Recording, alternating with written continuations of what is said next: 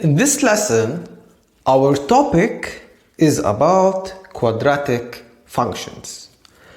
So, the general form of any quadratic equation or quadratic function is given by y equals ax squared plus bx plus c. So, the highest power of any quadratic equation is 2.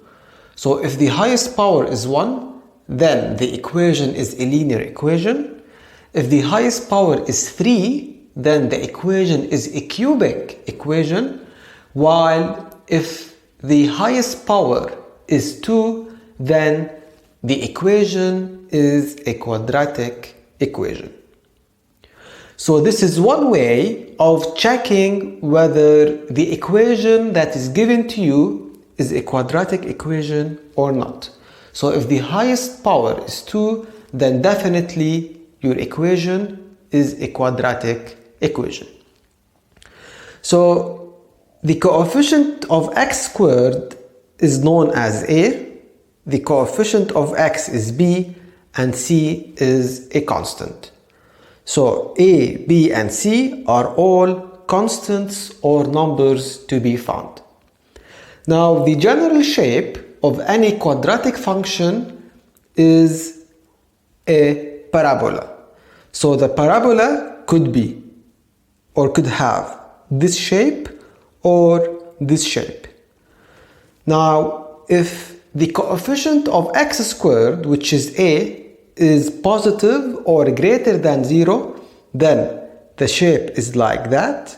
However, if a is less than 0 or negative, then the shape is like that. So when a is greater than 0, I have a minimum point over here, while if a is less than 0 or negative, I have a maximum point over here. So in this example, it says, draw the graph of y equals x squared minus 3x minus 4 for x between negative 2 and 5. So I have to substitute each x value in the quadratic equation to find a corresponding y value.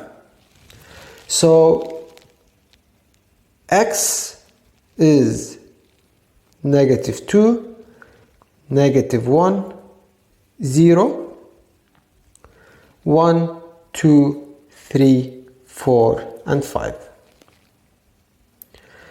So when x is negative 2, y is equal to 6. When x is negative 1, y is 0. When x is 0, y is negative 4. When x is 1, y is negative 6. When x is 2, y is negative 6 as well. When x is 3, y is, so when x is 3, y is negative 4. When x is 4, y is 0, and when x is 5, y is 6. So now I have to plot each point on the graph. So when x is negative 2, so x is here, y is 6, so I go upwards to this point and I plot a point. When x is negative 1, y is 0, so here x is negative 1 and y is 0, so I plot this point. When x is 0, y is negative 4, so this is x equals to 0, so I go down to y equals negative 4, so I plot a point, and so on until I plot all the points. Now once I have all the points on the graph, I connect all of them by drawing a smooth curve. So just like this red curve, I draw a smooth curve to connect all the points. Now in part B, It says write down the minimum value of y and value of x. So the minimum value of y is over here. So if this is negative 5, this is y equals negative 6, so it's around negative 6.2. And the value of x is between 1 and 2, so it's 1.5. So y is equal to negative 6.2 and x is equal to 1.5. Now in the last part, it says label the line of symmetry.